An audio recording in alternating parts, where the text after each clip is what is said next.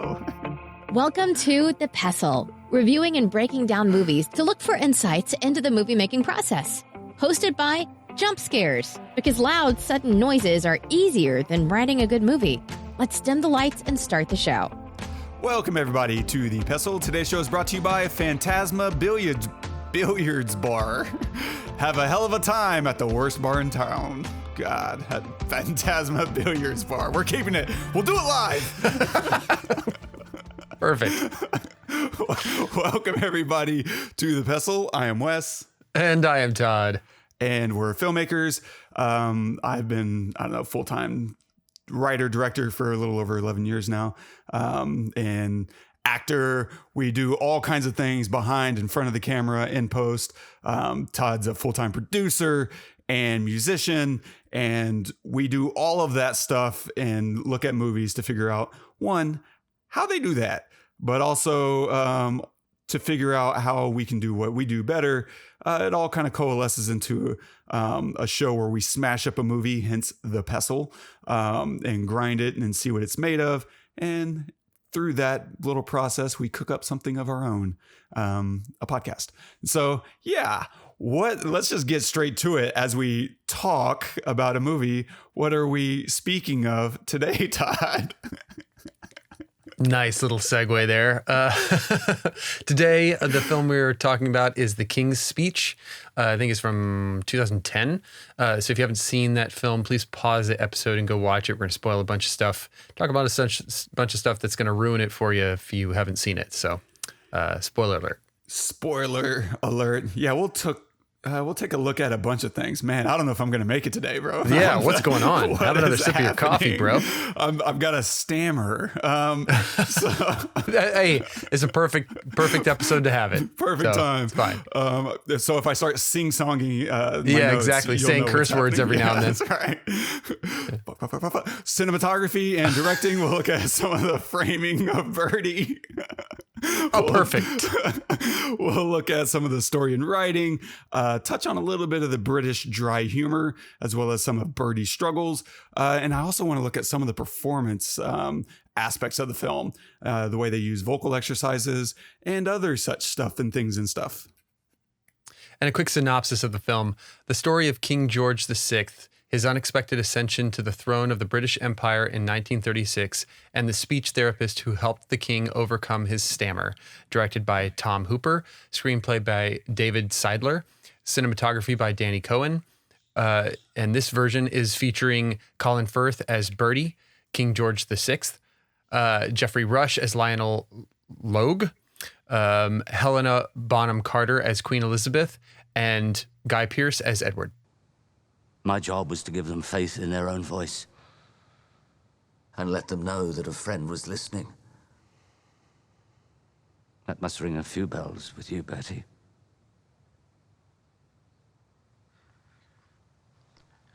Give a very noble account of yourself. Make inquiries. It's all true. Inquiries have been made. You have no idea who I have breathing down my neck. I vouched for you, and you have no credentials. But lots of success. I can't show you a certificate. There was no training then. Everything I know from experience, and that war was some experience. My plaque says L. Logue, speech defects, not doctor. There are no letters after my name.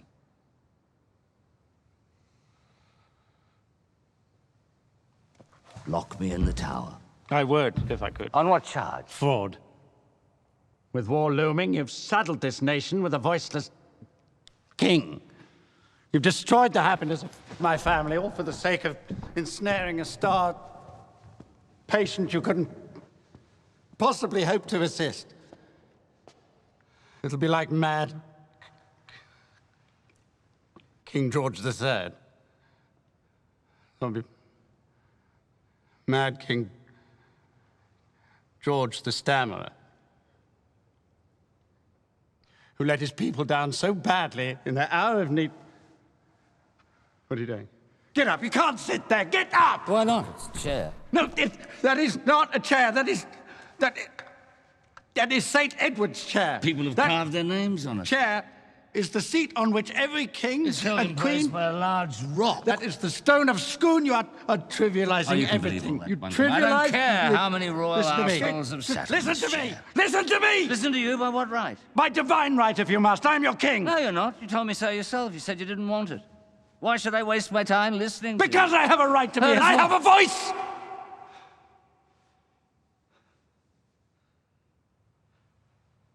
Yes, you do.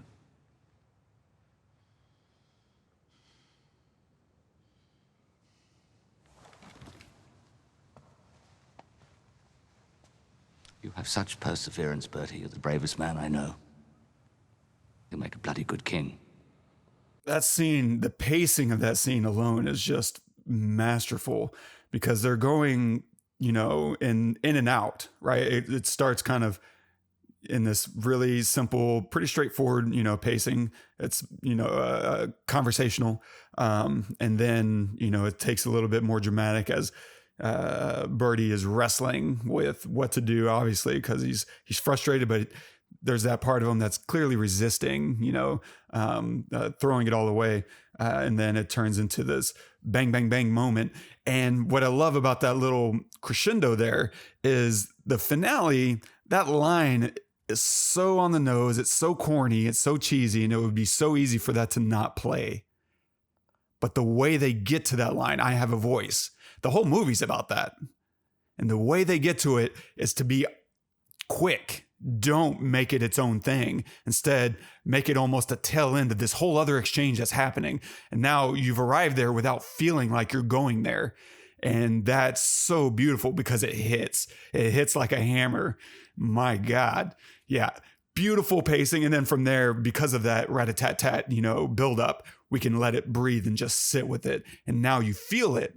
It's just sitting there, hovering over you. And you feel kind of the emotional weight of that exchange without the buildup. The buildup is everything else getting to it. And then the delivery is just this echo, this aftermath of it.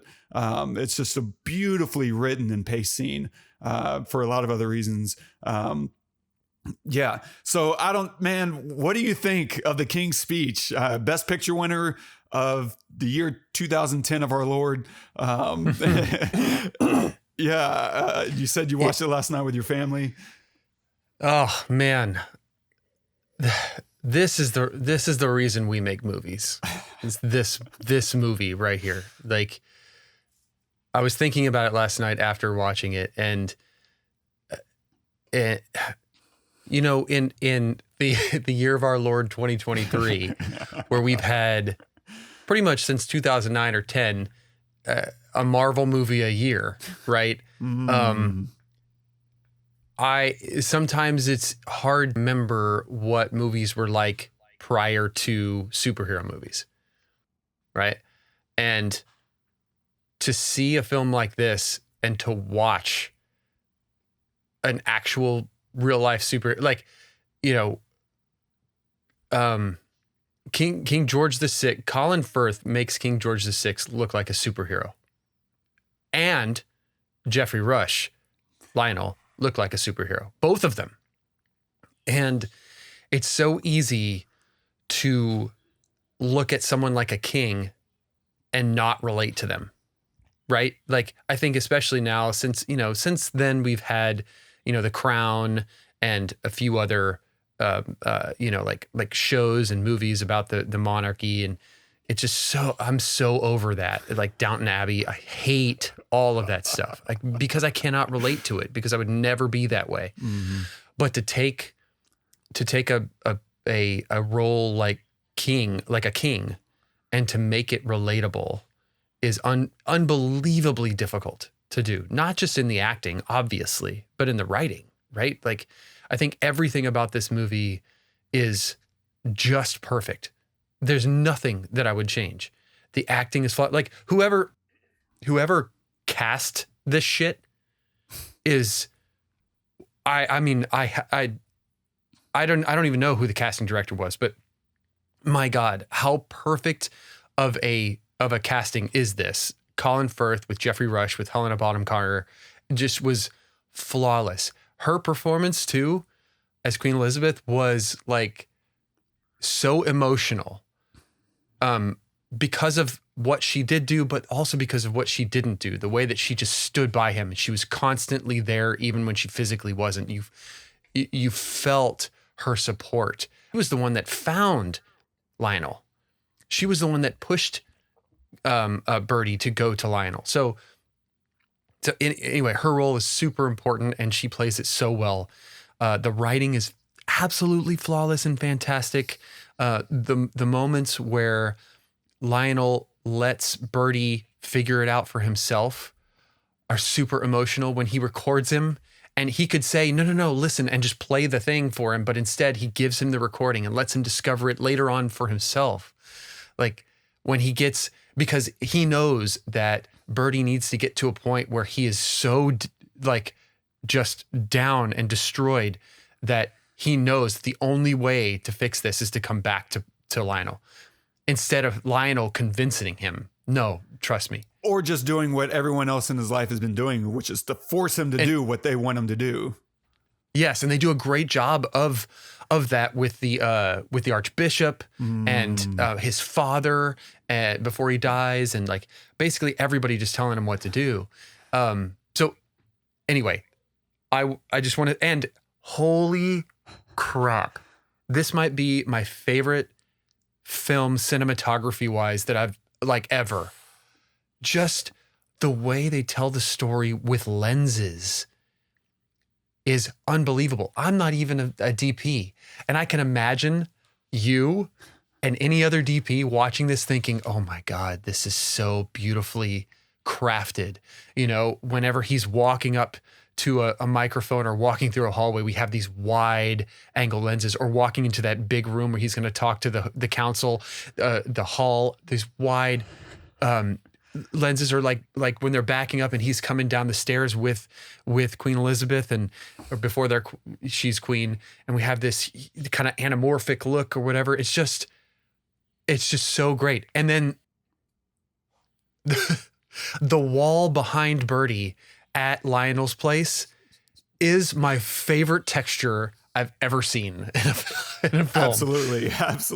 And they keep going back to it. They revisit it time and time again. It is the staple of we are now safe and warm in Lionel's office. Like that wall reminds us, gives us this kind of like blanket of safety whenever we're there, and we kind of like experience it or feel it. Excuse me, geez. So that, or the fireplace, the giant fireplace, which is just gorgeous. So anyway, the writing is absolutely perfect, because think about it. This is a hard, like if you were to sit down and say, I'm going to write a story about this, that's going to be not only interesting, but win Best Picture. That's hard, right? So you have to have purpose behind, you have to have really strong characters, purpose behind what they're doing and what they're saying at all times, and great actors, and a great director, and a great DP. That there's so much that has to go into it. The writing is fantastic. The acting is otherworldly. Colin Firth is I have no words for how amazing. For how amazing of a performance he had. It's just absolutely incredible. The beats that he hits, the beats that he doesn't hit, in order to actually hit that. The clip you played is a perfect example of stammering to show like the frustration, but then when he of stammering, but then when he actually like gets mad and he's speaking through getting mad and he's not stammering as much, you're like, yeah. You're feeling for him, but then you're also getting what Lionel is doing, you know, like bringing it out of him. It's absolutely incredible. So yeah, and the directing is otherworldly as well. Like everything is just perfect. So good. Yeah, those wide angle lenses, man, are wild, because on the one hand, you know, they're not necessarily beautiful, but because of the way they block every, like wide angle lenses in general, I'm not saying these in particular, these are beautiful because it's so many other things that they're doing there, between the lighting, the blocking, the set design. Like it's all just masterful for sure. And the way they use those wide angle lenses makes these locations feel so much bigger. Like I've always heard that, the palace or whatever, a lot of these rooms aren't very big at all. And I don't know. I mean, I guess, but they feel enormous. They feel like a stadium whenever you put this lens on. But to your point about the writing, so I'll link this interview in the show notes. There's an interview with the screenwriter David Seidler. I was curious. I was like, I don't recognize that name. What else has he written? Maybe I'll know some of his other work, and I don't. It's kind of wild. He's written a couple of Disney films that I've heard of. I didn't watch them, but aside from that, his career hasn't been magical. Like, and then to write this at 70 some odd years old, and win a best screenplay award, it's amazing. And I'll link his acceptance speech too, because he gets up there and he makes first thing he does is make a joke about I can't even articulate it, but he just makes a punchline at the idea that he's 70 some odd years old and finally winning an award, and it's so clever. As a writer, that's kind of what you expect, and that's also one of the first things he says is a writer's speech for best writing, no pressure, but it's amazing. Like, this guy wrote this story because apparently he grew up with a stammer. He stuttered growing up, and he took a lot of inspiration from King George VI. And so through the process, he's always wanted to write this story, and he put a pin in it for years. And then finally he was like, I think I'm at a place I can write this. He reaches out to see if he can tell the story. And it turns out he can't. They don't want him to write it because until the mother dies. And so he has to wait until she passes away before he can get all the information that he needs in order to write the story. And so so he basically has to sit on it again for years and years and years, and then come back to it even later. So it's just this really strange, patient game that he had to play to tell the story that's very personal to him as someone who's dealt with, this exact same thing. And then the kind of the coup de grace, which is just wild.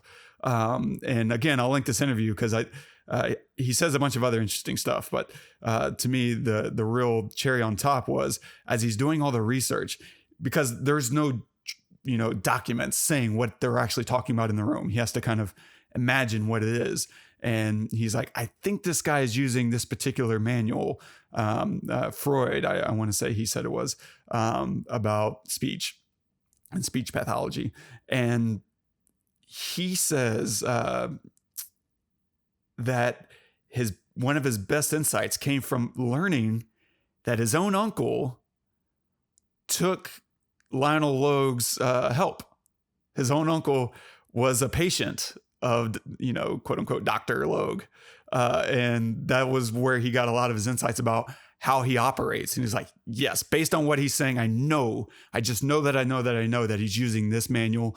And based on this manual, a lot of the conversation and things that are happening inside the room are going to be about your background, your history, your traumas, blah, blah, blah. And from that, knowing what we know about Bertie, right, I can extrapolate those conversation topics and the resistance. And it just became very informative of his approach. But to kind of finally step up to the plate at, 73, 74 years old and win an award, it's this game, whatever it is you're doing in life, but especially these big creative fields where all eyes are on you, right, King George? I really think it's a game of patience. And it's, a last man standing kind of mentality of, if you don't go away, you can't lose.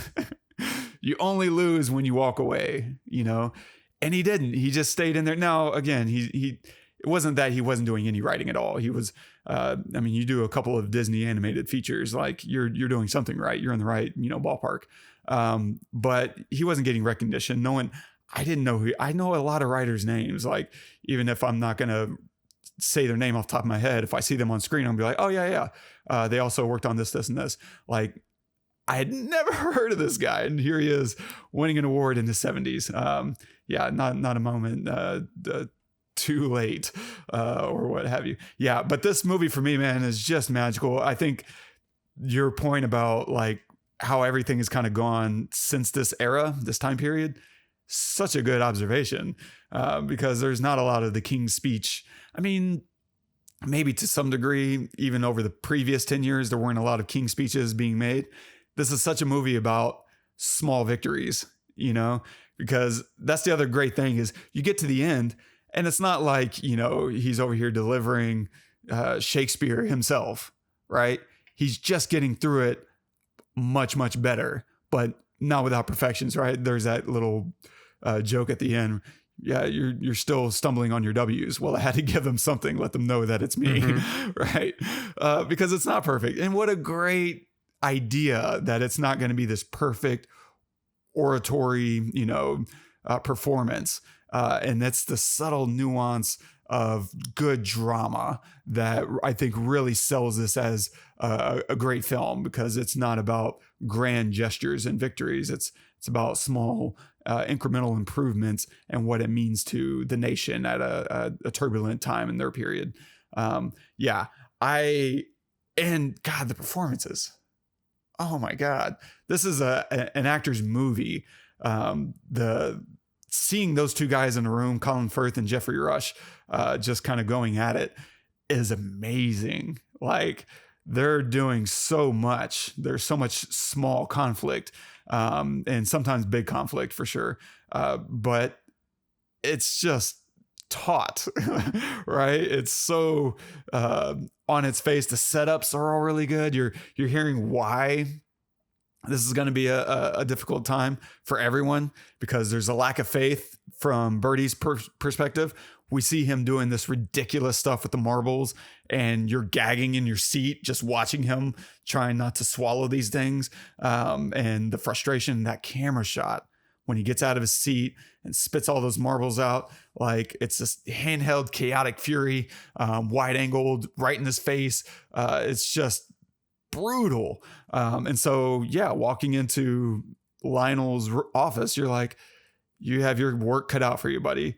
And Lionel is just patient. He's doing everything but talking about his problem, right? Would you like some tea? I think I'll have some. and eventually even George is like, are you going to treat me? Like, when are we starting? And it's all part of his, his own ideology and philosophy of how to correct these things, because it's, to his point, it's not a physical issue. Like, you want physical answers to something that maybe isn't really a physical issue. Now, we can do some physical things, right, that can help and strengthen your diaphragm, that kind of stuff. But ultimately, I mean, you have other things to work through. We'll do the mechanical stuff that'll help you get there, but there's all these other interesting elements psychologically that we're going to have to get to, or else you'll never have that peace. Like those exercises.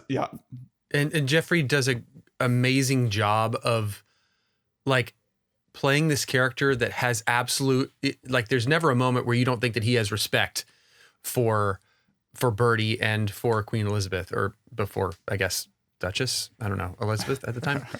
I don't know. But he has absolute respect for him.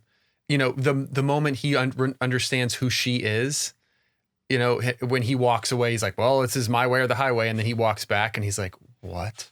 So, throughout the whole time, and there's this feeling of respect, but also, I'm not putting up with your bullshit. Yeah. It's my way or the highway still, no matter what, your highness, Absolutely. And I think that's part of what wins George over, despite himself, right? He doesn't want to give into that. But at the same time, if you go back and look at how the first therapist was talking to him, right? Doing not just the weird activities, but also with this kind of saccharine, cloying, speech, try harder, your royal highness, right? And it's just like all this respect, and it's not helping at all. Whereas the swagger and confidence of Lionel and complete lack of forcing it. It's like, I'm not going to talk up to you and you're not going to talk down to me. We're going to be here in equals and we're going to figure this out as equals. And that's the only way this can work. It's such a radically different approach than what anyone else was doing in his life. I think that is also this kind of like, I don't know what to make of this guy. And even towards the end, right, he's doing the model airplane. He's like, I'm not going to croon at you. He's like, I wouldn't mind. He's like, yeah, but you're weird. And he's like, I take that as a compliment. And it's just this dry kind of rat-a-tat, way of speaking to each other that I don't know what to do with you. There's still this level of guard up that slowly kind of falls down. The more Lionel just persists, and he's just a steady ship that never wavers. And it's awesome because he never loses his temper. Lionel, right? I don't think so. He never raises his voice or bemeans him. And in fact, the only time he comes close to losing his cool is when his wife comes home. That's true. I mean, he does in the garden. He Good point. But it's not that he's mad. It's just he's when they have that fight, it's just he's like, you could be so much more. Like, you are more than what you think you are. And he's kind of raising his voice then, but it's not, to your point, it's not out of anger. It's out of, I'm trying to build you up. He just oversteps, with someone who could be the king. So, right. Yeah. Right. And right in the very next scene, he becomes king effectively. Right. And yeah, no, you're right. You're right. And it's that moment of him doing too much that almost ruins their whole relationship. Cause he fires him then. Right. And that whole sequence is amazing because that walk in the park is very strange. It's this handheld wide angle thing. And it feels very weird, and everything is off because of that camera angle. And as Lionel starts to do too much, everything changes, right? We also have this heavy fog, the haze. I think that's kind of this emotional element as well, as, right, he's psychologically doing too much and he's disconnecting. And I don't know, we can come back to that here in a minute because, cinematography wise, there's a lot of things that are interesting about using fog and haze. But what I loved most, at the end of the scene, Bertie fires him, walks away. We stay with Bertie and watch Lionel recede into the fog, basically. And as he's walking away, Bertie strikes a cigarette, right, during his exit. And I love that for so many reasons. For one, it's a dig at Lionel, right? This is kind of a signal. This is what I think of you now. I'm going to do this thing that you said is bad for me. I don't trust you. I've lost all faith. I'm going to smoke this thing. But the other thing that's happening is I love that it doesn't strike at first for a number of reasons. For one, it's almost like a stammer, right? That's he's trying to get it going and it won't flame, right? And so there's that. But it's also possible that the lighter just wouldn't light. And if that's the case, then Colin Firth didn't give up on the scene. He stayed with it. Paused, right? He stopped. The camera operator had to stop. Oh, wait, we're stopping. And he stops. He strikes it, gets it lit, then he continues, keeps going. Now, the shot may have been, now imagine just for a second, that the shot was supposed to be just him walking away, smoking, blowing smoke, right? I can imagine that working thematically as well. Like, just in your face, I'm blowing smoke. And now he's leaving him in this cloud of smoke, so to speak. But if it isn't, Colin Firth had to stay in the moment. Crap, the slider isn't working. Cut, let's do it again. No. Never. If you want to really piss me off as a director, give up on a scene. And there's a number of ways you can do it. It's not just breaking, and stopping, looking at the director. Oh man, I flubbed my line. You don't know. You don't know what I was going to do with that in post. You might have just, threw away gold. But there's other ways to give up on a line. It's sometimes feeding another actor a line, or it's just breaking character for a moment with frustration, and then you get right back into it. No, you've already ruined the scene. You just broke character.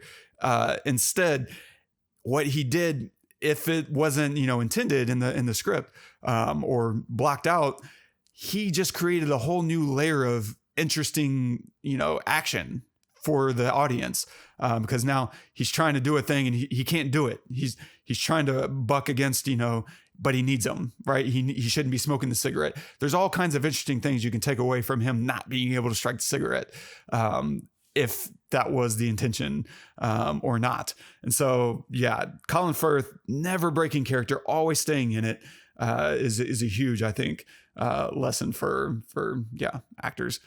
Sorry, you were going to say something about the fog or the haze. Oh, I was just agreeing with you that's amazing. And one of the things that Jenny said after that scene was, fog machines, do you think that they needed? And because the first thing I said was, did they plan for that fog? Were they like, oh, it's going to be foggy tomorrow, we're going to do this shot here? And she goes, or how many fog machines did they need? It's like, great point. I don't know. This is a major motion picture. They probably could fog up an entire area outside, and then just put a big key light up in the sky as the sun, like deep in the fog. So I don't know. I have no idea, but it was an amazing moment. It is. Like, I could see it working either way. On the one hand, if they're shooting on location in London, you pick the right time of year, you shoot in the morning, it's probably de facto fog. But if it's not, then yeah, you are hazing up a huge field, and they do that all the time for big scenes, on major motion pictures.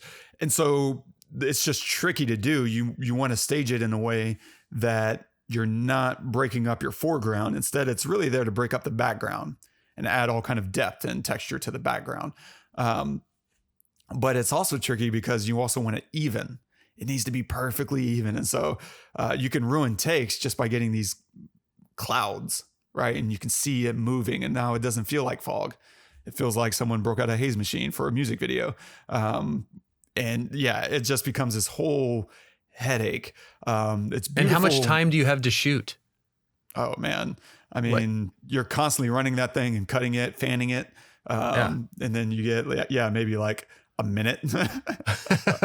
Well, I mean, like if it's real fog, like that stuff burns off pretty quick, right? You'd have to start really early, be ready. And the moment that it's right, you go, and then maybe you get like an hour, maybe. I don't know. I mean, it is pretty, gross and foggy sometimes in England. So maybe it's easier. I'm really curious now. I want to go look that up, but yeah, it's an amazing scene. Great point. Gross. And what'd you call it? Sickly. Yeah.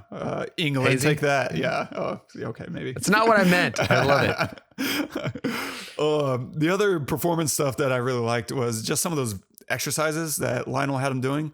Like, I've done those for, I've had vocal coaches before. In fact, if you go listen to our first, right around the time we started this podcast, I was going through some vocal classes. I can't remember if it was before or after, but you might even be able to hear changes in my own voice based on me working through my own vocal exercises and trying to get more resonance into my voice. Stop speaking from my head, start speaking more from my stomach, less from my chest. And just being able to use, more full resonance. And so some of those exercises we would do, though, is very much the jaw loosening exercise, where you see him clasping his hands in front of his chest and shaking like you're doing that to loosen up your jaw, relax your throat, your larynx, all that stuff is all in tune together. You're one big instrument, and you, of all people, could speak much more, eloquently than I. But as an actor, like, those are really useful tools. The other thing another coach had me doing was floor breathing. If you lay down on the floor, this is what my vocal coach was saying, you can't breathe wrong. If you lay on the floor on your back, you cannot breathe wrong. So if you ever feel, like you're struggling, just lay down, take a deep breath. It'll be great. I'm like, oh, that's interesting. And so some of those exercises were like, we even do still today. Now, I don't know how much of those are part of back then or what, but I like some of those exercises. And if you're looking for things, my coach would have us do the little jaw loosening exercise along with dropping your voice. If you're going through your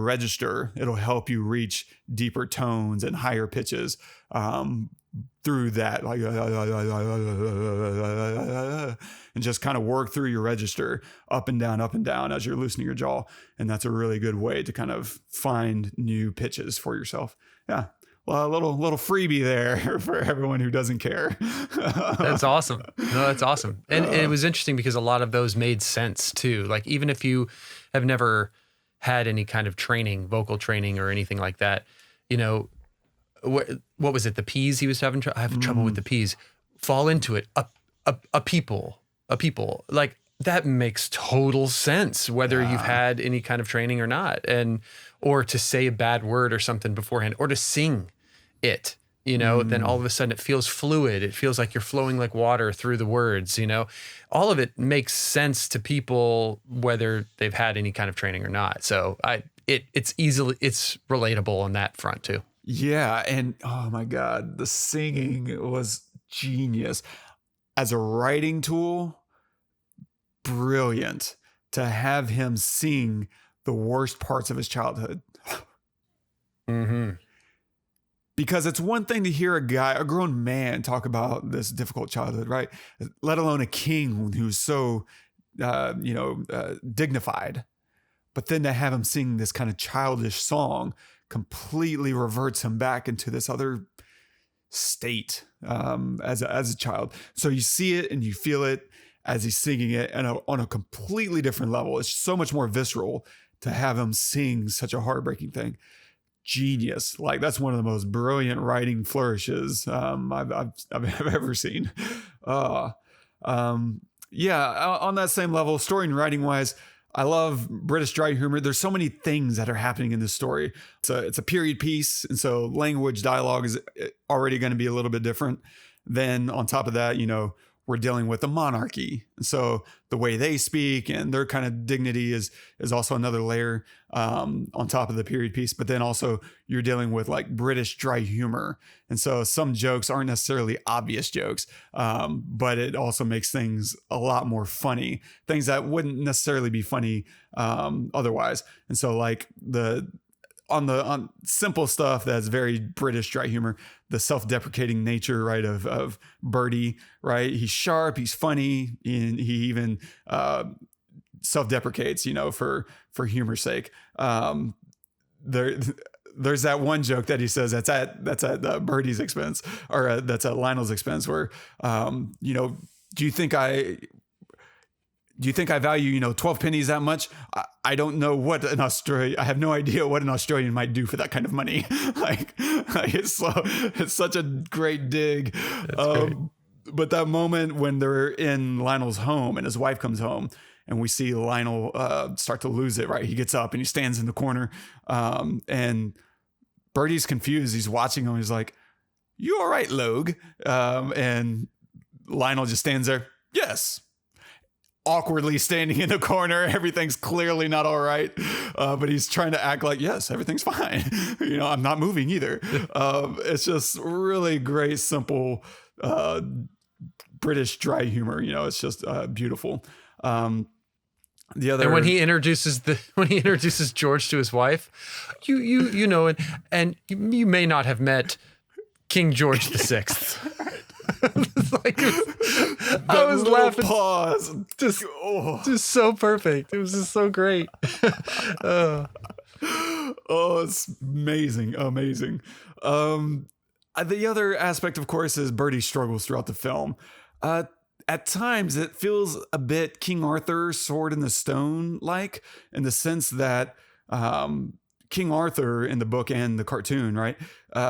He pulls the sword out, and it's when he does it with ease is when it comes out, right? It's when he really tries to yank it that it won't budge, which is a whole other layer for those stories.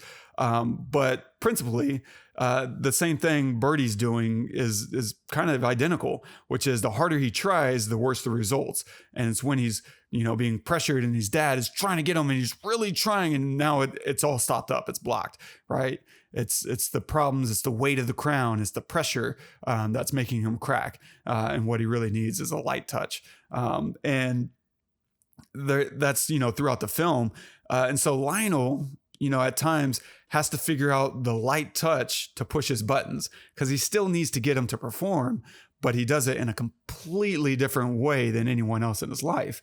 And so he's doing it much more subvertly, because he's allowing the king to feel like a king, a lot of the time, without letting him know, this is what I'm actually getting you to perform. You're dancing for me right now and you have no idea. And he also never points it out. And I think the best case in point is the scene that we played from that soundbite, which is when he discovers, right, this is Lionel kind of taking back his authority. And this is right after Bertie discovers Lionel isn't a doctor. And now he's questioning everything about him. And so Lionel, what does he do? He's not going to sit and take his medicine. He does a little bit, but it's all kind of just underhanded. Like, instead, he knows, I need to take my authority back. And how does he do it? Is by subverting everything.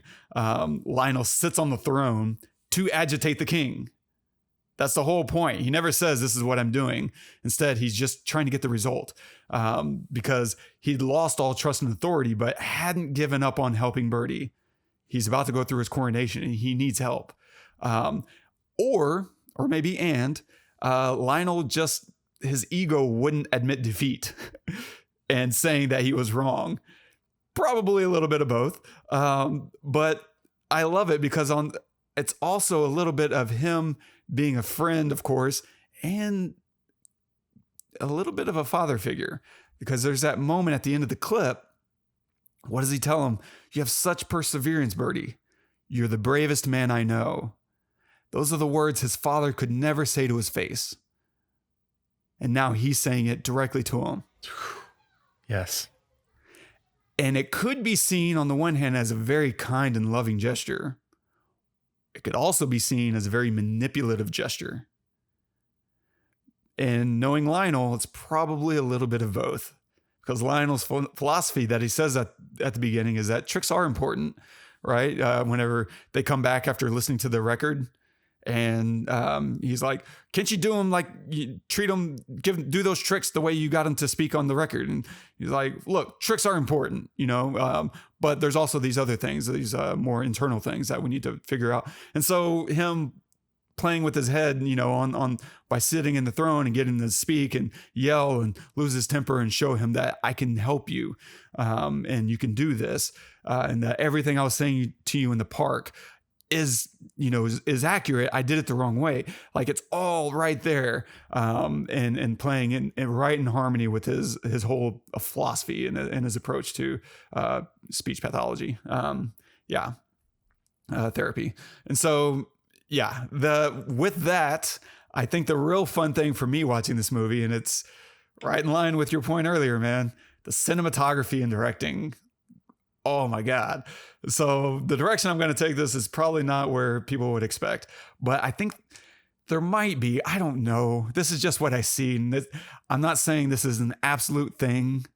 I'm just saying this is what I see when I watch this film. Intentional, not intentional, me making stuff up. I don't know. I don't want to claim to know. This is just the most interesting way to watch it, I think, which is the way they frame George throughout this movie. I think it's really fascinating because it oftentimes feels like he's being pushed around the edges of the frame. And when he's in the center, when they do put him in the center, there's often these foreground elements blocking him. Or he's really far away and just diminished. He's small. And so where and when and why he's being framed all feels very intentional to me. Now, you could also read it as, one, maybe he's having to fight to get to the middle, or perhaps he's avoiding the center of the frame and he's trying to escape it until, he's thrust into it through circumstance or people around him. Like, it's all really fascinating, psychologically, to be thinking about his headspace and why and when and where he is in the frame. And then, you think about, and so sometimes it's just composition wise, they're putting him around, the frame, the edges. Sometimes he's squished down, squeezed down. Sometimes he's, a little bit bigger and, on the edge and et cetera. But sometimes it's really through lighting. Like, if you listen to when he sits down to listen to the record of him doing Shakespeare, and you're seeing his face. Oh man, what a beautiful, beautiful shot, because he's sitting right there, right in the like middle right third. And so on the one hand, you could say, man, he's eating up a ton of frame, but the lighting in that shot blacks out half of his face, the half that's sitting towards the center of the frame. And instead, it makes him still feel like he's on the edge of the frame. Like the part that's lit is like way on the right side of your frame. And so it's like he's so close and yet so far. The goal is right there, but he doesn't know how to get there. And so there's all kinds of interesting psychological things that you could read into that kind of stuff. Until, man, we get towards the end of the film when he's been named king, and he gets into his room. He's all alone. And then we plop him right down in the center of the frame. And he's sitting at his desk, and there's really nothing obstructing our view of him. And and his wife comes in, right? And she's standing next to him. She's right by his side. And what does he do? Now the pressure's on him. He's right there in the middle of the frame. He collapses. He breaks down crying. And so there's a whole new psychological element of, well, here he is. He can't escape it. How's he going to hold up? He's not. He's a wreck. And he just can't hold up to living right there in the middle of the frame. And it's so beautiful. We get to the end of the film where he's doing the war speech, right? They've declared war. And he's got to give this speech about it, right? And as he's prepping for the speech in that little private room with Lionel, oh, this whole sequence is amazing, because I love his vulnerability here, right? And that whole thing is set up so beautifully with the stiffness throughout the film of royalty and his refusal to reduce his status to Lionel. And now we're watching him prepare the speech. And what is he doing? He's singing, he's dancing, twirling around the room like a ballerina. He's trying everything Lionel suggests without hesitation, with full effort, full confidence. It's so beautiful. And then you get to the him speaking, right? And he's huge in the frame.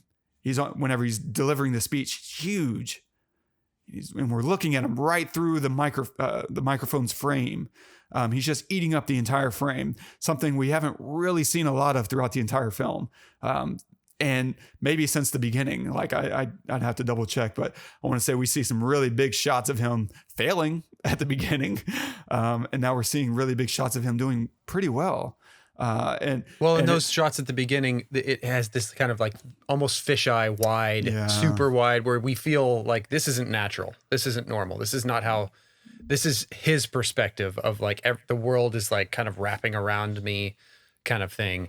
And we don't have that at the end. It's like, it's this kind of vertigo feeling of I'm gonna topple over at any second.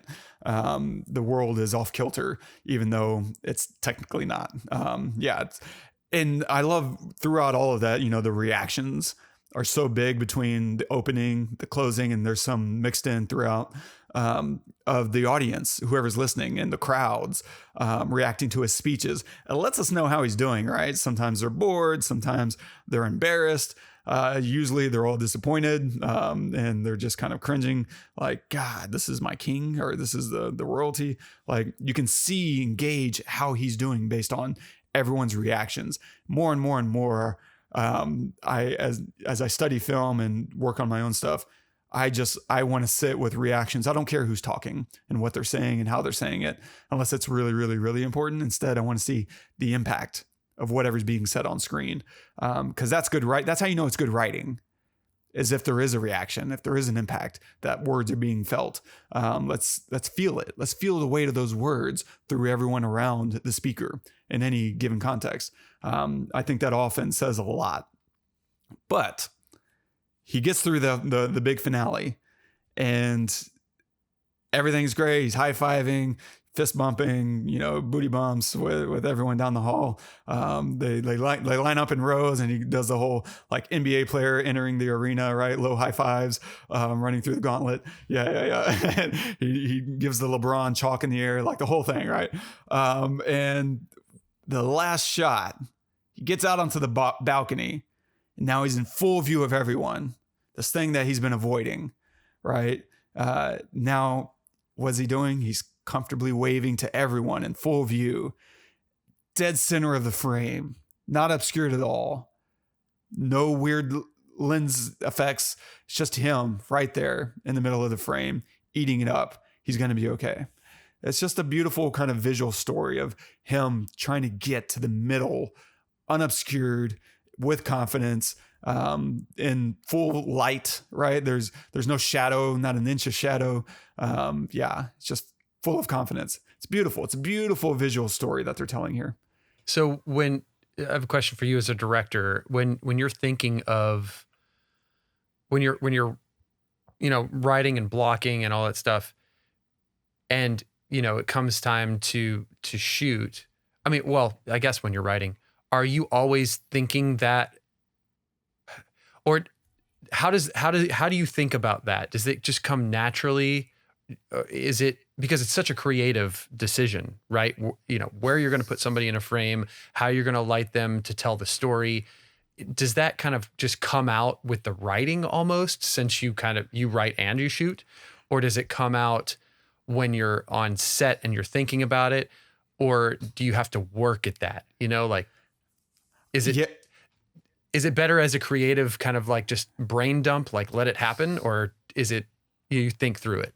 Yeah, for me, it comes part and parcel with the writing. That is, to your point, like that's the nice thing about being a writer director is I get to think about this while I'm writing the script.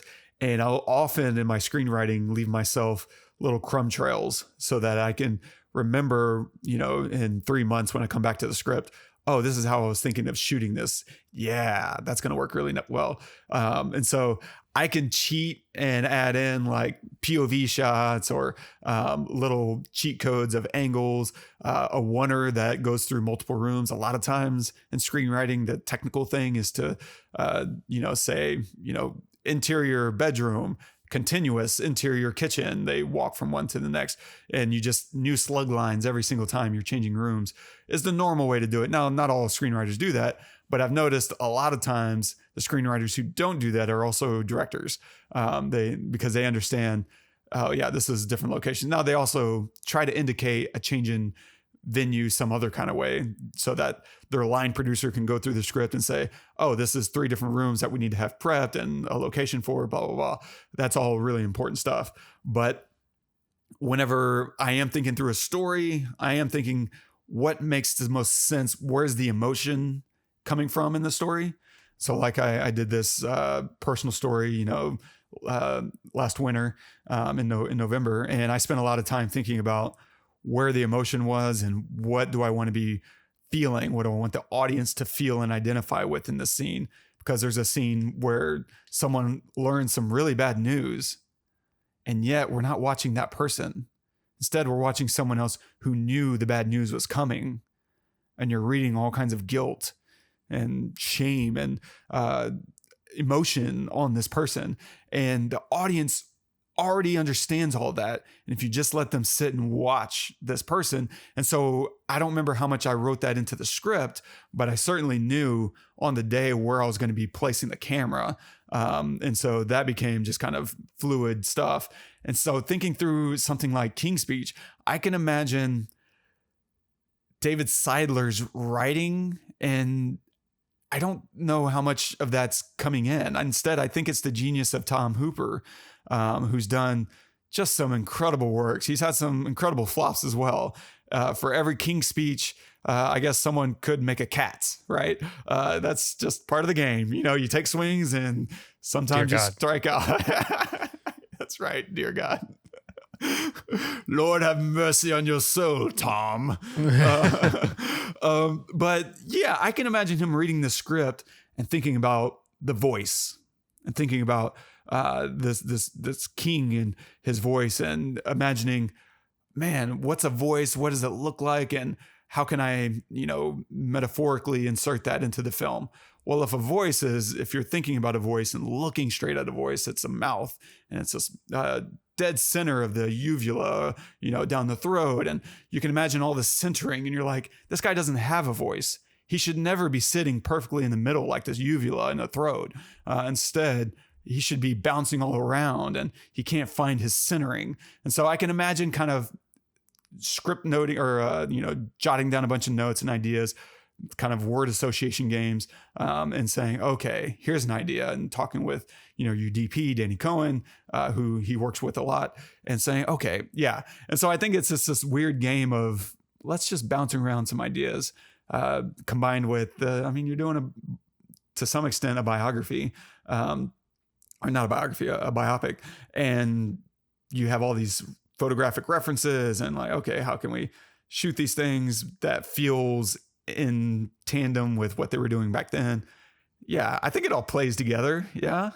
And also it also feels like a film made for the person making it, right? Which I love that kind of stuff. Like, where, you make something as best as you possibly can, but you're really making it for yourself and then hoping that people like it.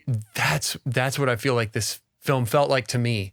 I'm watching this guy or these people make something that they would want to watch, because you think about, there's not really too much to this story, And so how would I want to how would I want to see this character? I would want to see Lionel as this guy, and I know that we have reports of the type of guy he is, but I would want to see him. Yeah, I think Geoffrey Rush would be perfect in this. And I would want to see him like be pretty aggressive, why not sit on the throne? I guarantee you that did not happen, probably.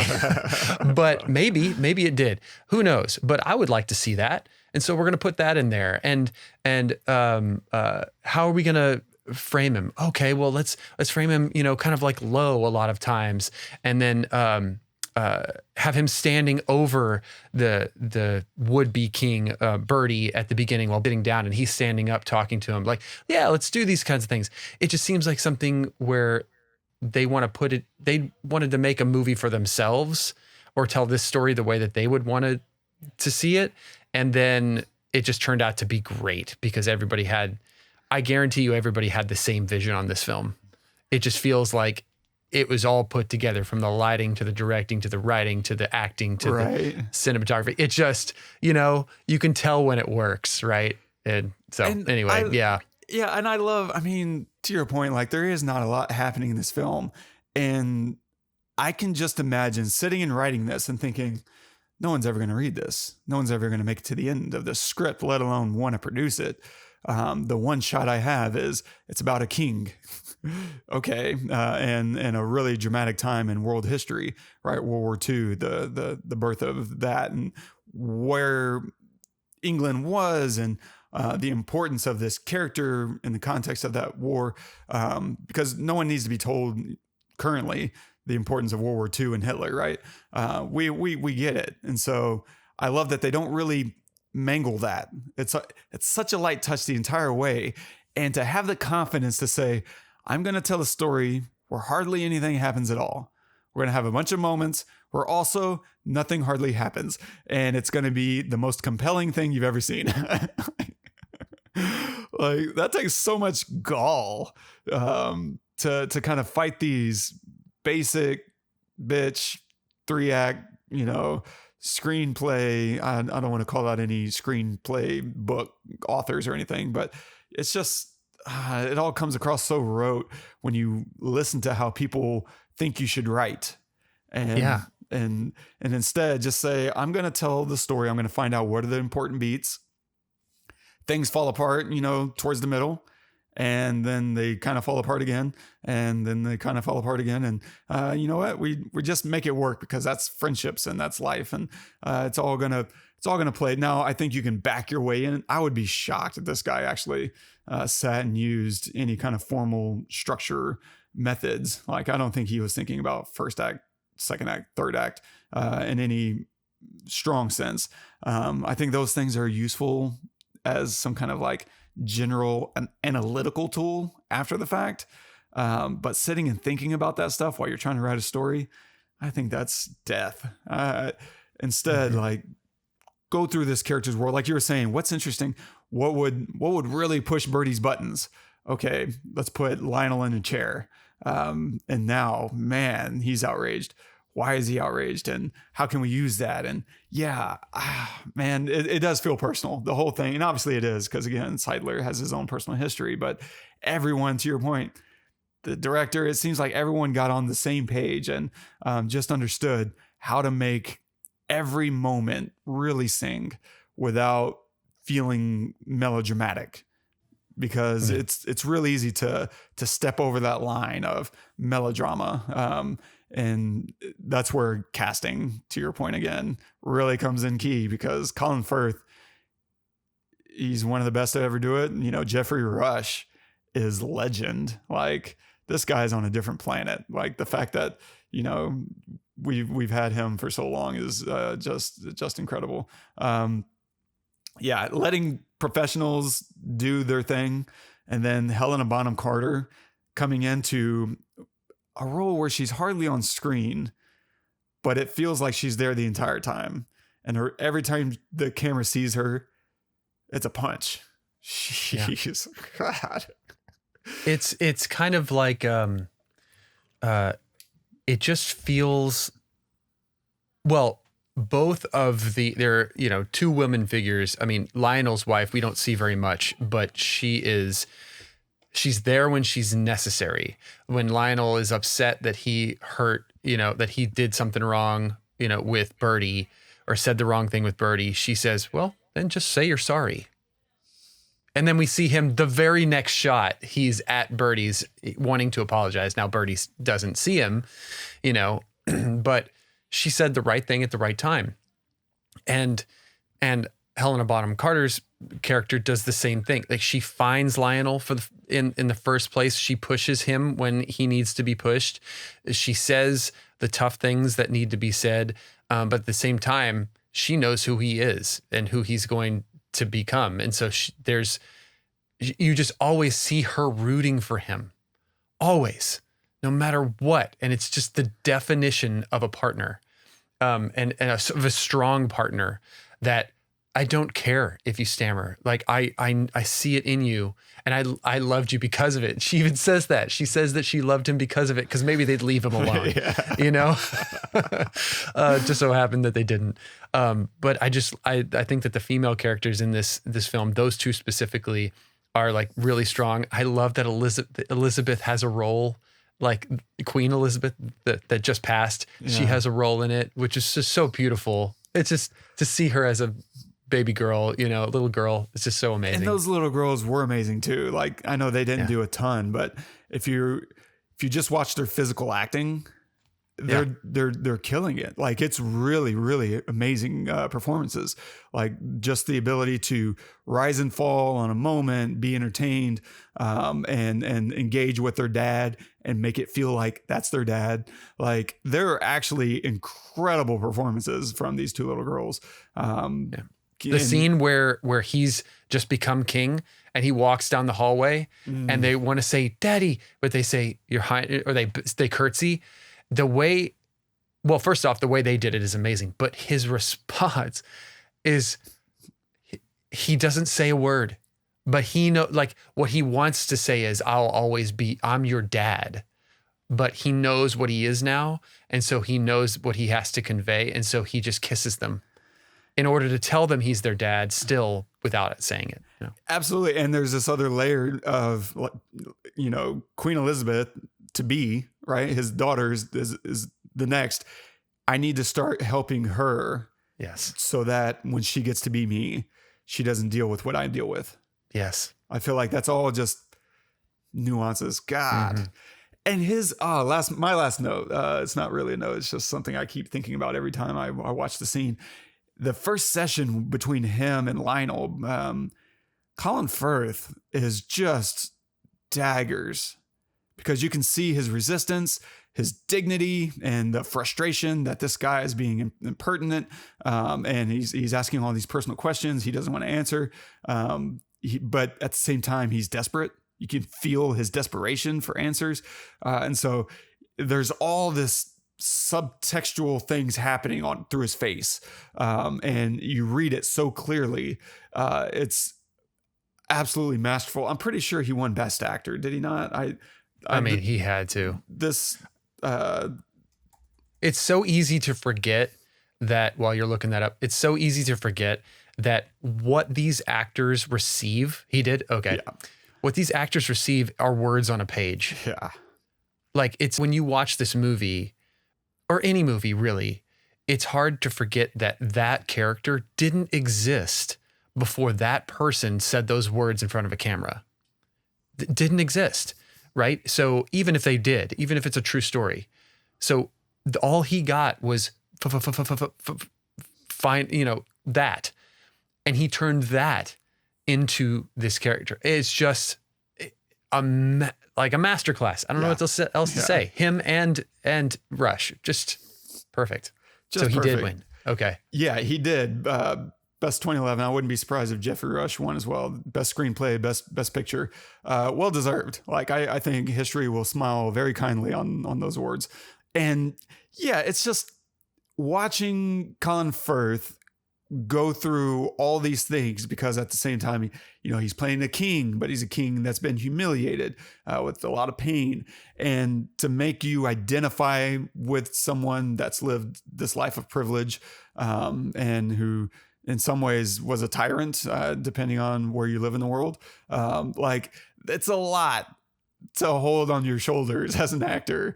And it's magic. Great writing, great directing, and clearly great performances. Yeah. I'm good, man. I couldn't agree more, man. I could talk about this film all day. It's brilliant. Brilliant. Yeah. What are you going to recommend this week? So yesterday I took my whole family who's in town visiting us in the Bay Area to see the new Pixar film, Elemental. And I'm going to recommend that film. It was having nothing to do, obviously, with King's Speech. I wanted to recommend a Colin Firth film, but I really enjoyed it because I sat down to watch it and I was like, okay, this isn't going to get me. How Pixar films get you. You know what I mean? I was like, yeah, this isn't going to get me. I'm just taking my kids to see a film. And it got me. There were a couple of moments, especially towards the end, where that's the point, that got me. And I think it's a beautiful story with a really good, you could say subtext meaning behind it, but it's pretty on the on the face of what it's about. And important. And it's been told a bunch of times, but it's just really cool to tell it in a way like this, like Pixar can do.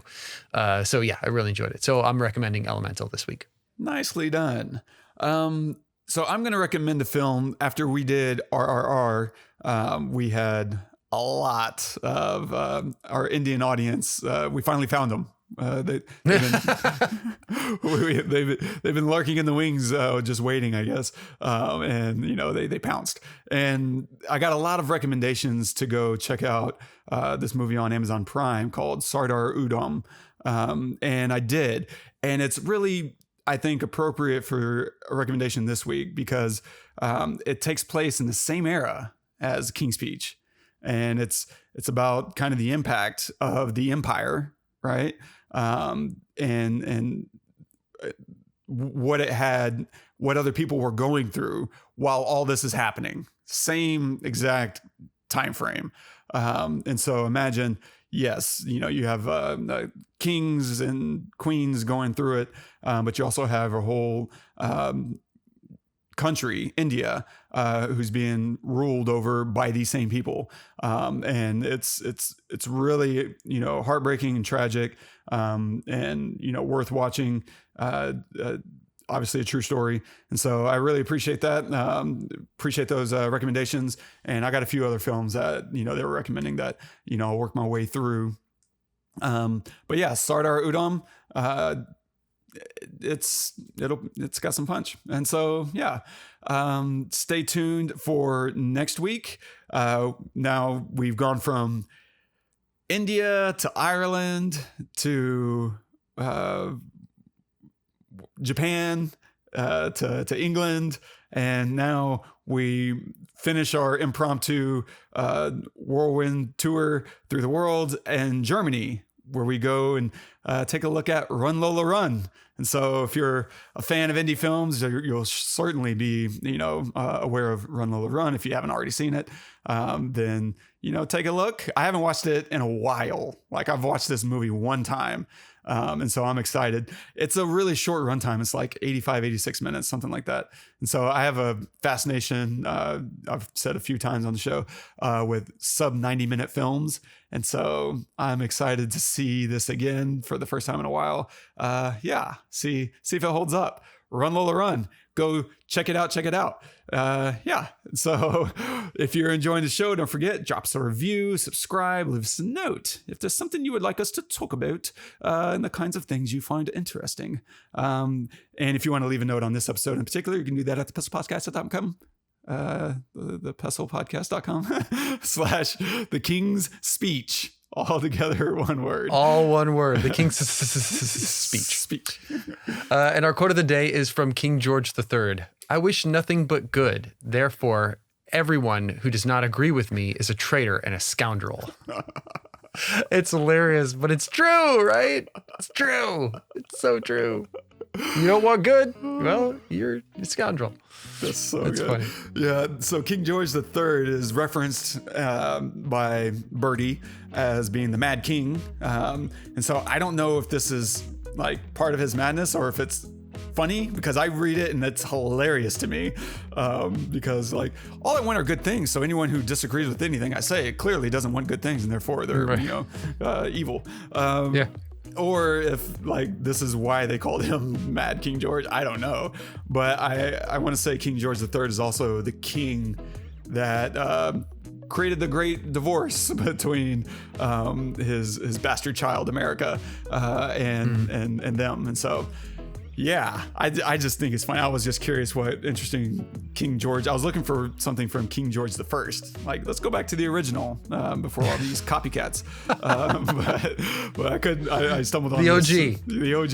Yeah. Instead, we get King George III, who's clearly a bit touched. So that's hilarious. Oh my god. Awesome. Well, fantastic. Hopefully you guys enjoyed this. I know I did, and I learned a lot. Thank you, Wes, for your insight there, because this is such a great movie. We hope that you guys think the same. But if you don't, let us know why, because I'd really like to hear why somebody does not love this movie. Oh, it's boring. You're obviously not paying attention. But whatever, you can be wrong. Your opinion can be wrong. That's fine. But make sure you share with us. We'd love to hear from you. Subscribe, review us wherever you get your podcasts. It all helps. And shares with a friend. And if there's a film you'd like to see us do, or hear us do, please share it with us. Maybe we'll cover it. Who knows? We've done that before. Until next week, I'm Todd. I'm Wes. Go watch some movies.